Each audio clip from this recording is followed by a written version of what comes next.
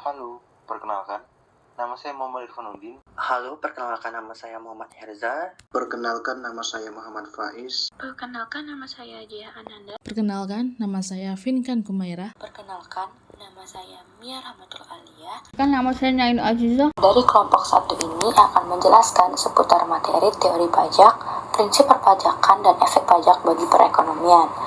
Adapun latar belakang dari materi ini menjelaskan bahwa pajak adalah sumber utama penerimaan negara dan alat kebijakan ekonomi. Memahami teori pajak membantu menjelaskan dasar pengenaan pajak, sedangkan prinsip perpajakan seperti keadilan dan efisiensi penting untuk menciptakan sistem pajak yang efektif. Pajak juga berdampak langsung terhadap perekonomian, baik dalam hal konsumsi, investasi, maupun distribusi pendapatan. Oleh karena itu, pemahaman menyeluruh terhadap teori, prinsip, dan efek pajak sangat penting dalam merumuskan kebijakan fiskal yang adil dan berkelanjutan. Pengertian pajak. Pajak adalah pungutan yang bersifat dipaksakan oleh negara kepada warga negaranya untuk memenuhi berbagai macam tuntutan dan perkembangan dalam pembangunan. Pajak memiliki peranan penting dalam kehidupan bernegara, karena pajak merupakan sumber pendapatan utama negara yang digunakan untuk membiayai pengeluaran negara seperti pembangunan infrastruktur, pendidikan, kesehatan, dan layanan publik lainnya. Meskipun bersifat wajib, pembayaran pajak mencerminkan partisipasi warga negara dalam mendukung kemajuan dan kemandirian bangsa. Pajak tidak memberikan imbalan langsung kepada pembayarnya, namun manfaatnya dapat dirasakan secara tidak langsung melalui peningkatan kualitas hidup dan pelayanan publik. Alasan mengapa kebutuhan akan perpajakan itu timbul, itu terdiri dari 4 yang menyebabkan perpajakan itu timbul. Yang pertama, pemerintah memerlukan dana untuk menyediakan barang dan jasa publik yang dibutuhkan masyarakat secara kolektif. Yang kedua, negara perlu campur tangan melalui kebijakan fiskal untuk mengatasi berbagai kegagalan pasar dan menjalankan fungsi perencanaan ekonomi. Yang ketiga, perpajakan dibutuhkan untuk mendukung upaya pemerataan pendapatan dan mengurangi kesenjangan atau ketimpangan sosial. Dan yang keempat, ketidaksempurnaan dalam sistem pasar membuat peran pajak menjadi penting sebagai alat untuk menciptakan keseimbangan ekonomi. Tujuan dan prinsip perpajakan. Tujuan perpajakan adalah mengendalikan tingkat konsumsi dan investasi dalam masyarakat agar pemerintah dapat menyediakan barang dan jasa publik, sosial atau kolektif, serta menyalurkan subsidi kepada kelompok kurang mampu tanpa memicu inflasi atau menimbulkan tekanan pada neraca pembayaran. Prinsip perpajakan dibagi lagi menjadi 3. Yang pertama, prinsip pengenaan pajak. Yang kedua, prinsip pengenaan dalam perpajakan. Dan yang ketiga, prinsip kemampuan membayar. Kriteria perpajakan itu terdiri dari 4. Yang pertama, beban pajak harus dibagi secara adil, merata, di mana setiap individu membayar sesuai dengan proporsi kewajaran. Yang kedua, pajak sebaiknya tidak terlalu mempengaruhi atau mengganggu keputusan ekonomi individu dan perusahaan. Yang ketiga, jika memungkinkan, pajak dapat digunakan untuk mengkoreksi ketidakefisienan dalam sektor swasta. Dan yang keempat, struktur perpajakan perlu mendukung kebijakan fiskal dalam menjaga stabilitas dan mendorong pertumbuhan ekonomi. Selanjutnya, pajak harus dapat memahami sistem perpajakan dengan mudah. 6. Proses administrasi dan biaya pemungutan pajak harus seminimal mungkin. Yang ketujuh, sistem pajak harus menjamin kepastian hukum bagi pembayar pajak. Yang ke-8, pajak yang ditetapkan harus dapat diterapkan secara praktis. Yang ke-9, sistem perpajakan harus dapat diterima oleh masyarakat secara umum. Yang ke-9, efek perpajakan dalam perekonomian.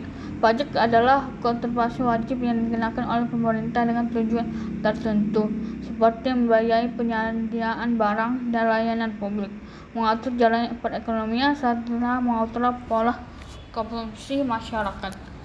Karena bersifat memaksa, pajak memiliki dampak langsung terhadap perilaku ekonomi individu maupun masyarakat secara keseluruhan.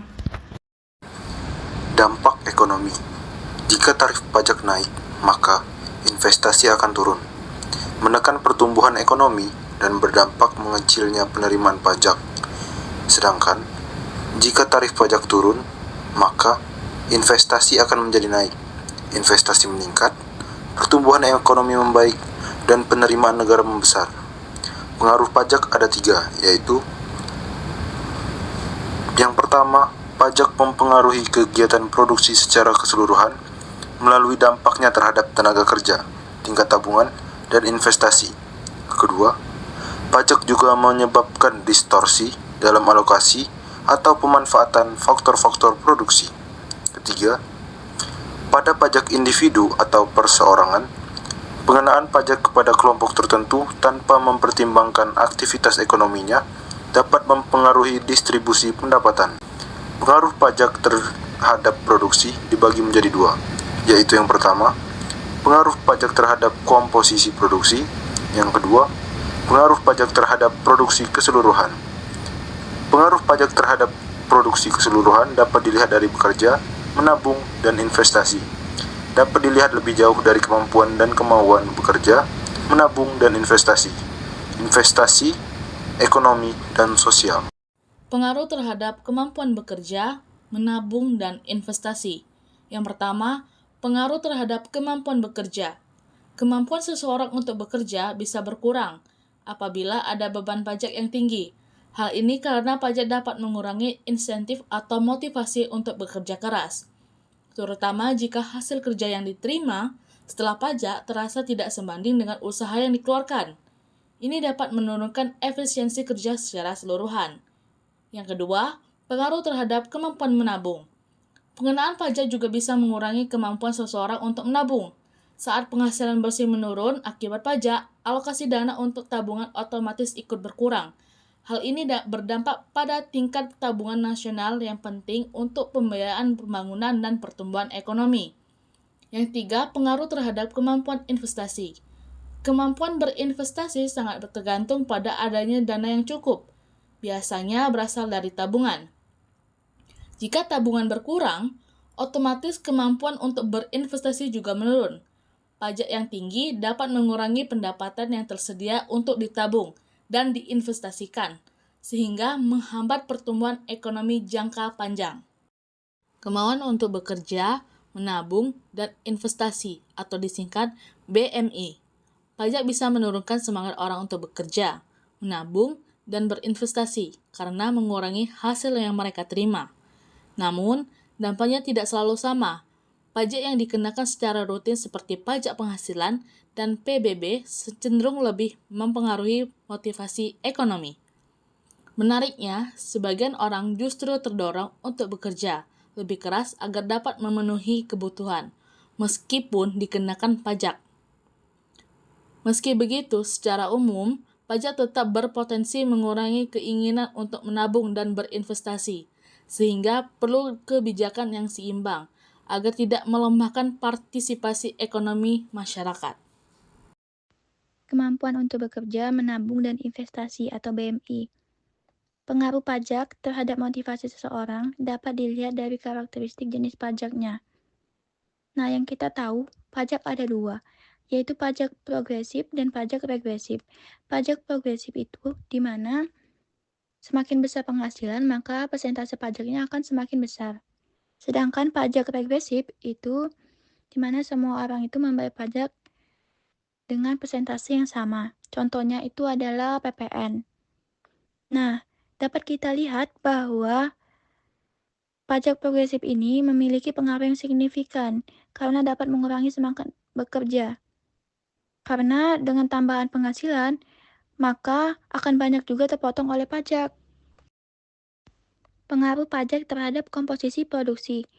Pajak yang membuat penggunaan sumber daya itu bisa menghasilkan hasil yang kurang maksimal. Hal ini terjadi karena adanya keuntungan yang tiba-tiba seperti adanya kenaikan harga tanah. Pajak ini bisa membuat produsen lebih memilih berhenti membuat barang-barang mewah dan beralih ke produksi barang-barang yang lebih pokok. Pengaruh pajak terhadap keinginan untuk bekerja. Seperti yang kita tahu, pajak progresif ini di mana tarifnya meningkat seiring kenaikan penghasilan. Maka dapat disimpulkan bahwa Dengan adanya pajak ini, membuat masyarakat itu menjadi kurang semangat untuk bekerja, karena sebagian besar penghasilan tambahannya akan dipotong pajak. Sebaliknya, pajak regresif dapat meningkatkan motivasi kerja, karena persentase pajak justru turun saat penghasilan naik, sehingga mendorong orang untuk bekerja lebih giat. Jika dibandingkan pajak regresif, pajak progresif lebih mungkin mengurangi motivasi orang untuk bekerja dan menabung. Beberapa akibat yang timbul dari adanya pajak penghasilan yaitu: pertama, pemilihan lapangan kerja. Pajak penghasilan dapat memengaruhi alokasi tenaga kerja karena perbedaan penghasilan setelah pajak dapat mengubah preferensi individu dalam memilih pekerjaan. Yang kedua, tabungan. Tingkat pengembalian yang diharapkan atau rate of return dari tabungan merupakan bagian dari pendapatan yang dikenai pajak. Meski demikian, sejauh mana pajak penghasilan mempengaruhi keputusan menabung masih belum diketahui secara pasti secara kuantitatif. Kesimpulan, pajak memegang peran yang sangat krusial dalam mendorong pertumbuhan ekonomi suatu negara. Melalui sistem perpajakan yang dirancang dan dikelola secara efisien, pemerintah tidak hanya memperoleh sumber pendanaan utama untuk menjalankan berbagai program pembangunan, tetapi juga dapat menciptakan pemerataan dalam distribusi pendapatan masyarakat. Efisiensi dalam pelaksanaan perpajakan memungkinkan adanya dorongan terhadap peningkatan kegiatan ekonomi, baik dari sisi konsumsi, investasi, maupun produksi. Selain itu, pajak juga berfungsi sebagai alat untuk memperkuat pelaksanaan kebijakan fiskal, khususnya dalam hal pengeluaran anggaran negara, sehingga mendukung terciptanya stabilitas dan pertumbuhan ekonomi yang berkelanjutan.